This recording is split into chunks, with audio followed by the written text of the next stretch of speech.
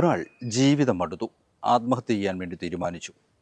അദ്ദേഹം ഒരിടത്ത് ഇരിക്കുമ്പോൾ തൊട്ടടുത്തായി ഒരു വേസ്റ്റ് ബക്കറ്റ് ഇരിപ്പുണ്ടായിരുന്നു. ആ ബക്കറ്റിൽ വേസ്റ്റുകളൊക്കെ നിറഞ്ഞു കിടപ്പുണ്ടായിരുന്നു. അദ്ദേഹം അതിലേക്ക് നോക്കി.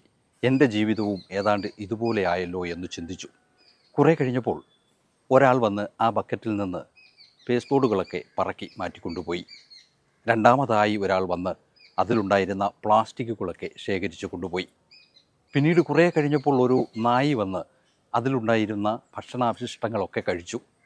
അവസാനമായി ഒരു പശു വരികയും അതിലുണ്ടായിരുന്ന പച്ച ഇലകളൊക്കെ കഴിക്കുകയും ചെയ്തു. അദ്ദേഹം പിന്നീട് ചിന്തിച്ചത്, ഒരു വേസ്റ്റ് ബക്കറ്റിൽ കിടന്ന ഇത്രയും സാധനങ്ങൾ കൊണ്ട് ഇത്രയും ആൾക്കാർക്ക് ഉപകാരമുണ്ടാവുമെങ്കിൽ ഞാൻ എന്തിന് ആത്മഹത്യ ചെയ്യണം എന്നുള്ള ചിന്തയോടുകൂടി ആ ബക്കറ്റ് കാലുകൊണ്ട് തട്ടി മാറ്റിയിട്ട് അദ്ദേഹം മുന്നോട്ട് പോയി. നമ്മളെ ആർക്കും ഇഷ്ടമല്ലെന്നും നമ്മളെക്കൊണ്ട് ആർക്കും ഉപകാരമില്ലെന്നുമൊക്കെയുള്ള ചിന്ത വളരെ അസ്ഥാനത്താണ്. കാരണം നിങ്ങളെ ആവശ്യമുള്ളവരും നിങ്ങളെ ഇഷ്ടമുള്ളവരും നിരവധി പേരുണ്ട്. അത് കണ്ടെത്തുകയും ജീവിതം നന്നായി ആസ്വദിക്കുകയും ചെയ്യുമ്പോഴാണ് ജീവിതമെന്ന നാടകം പരിപൂർണമാകുന്നത്.